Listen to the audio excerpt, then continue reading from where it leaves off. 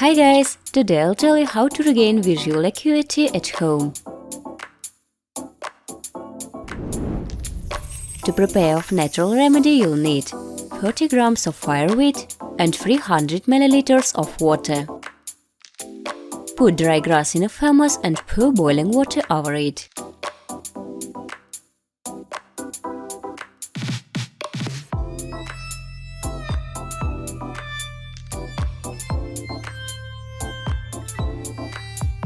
Let the tea stand for 40 minutes.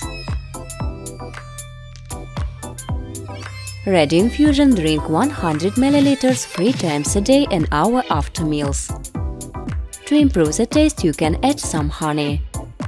The course of treatment is 3 months, depending on the form of neglect of pathology. This tool helps the retina to function stably and restore vision.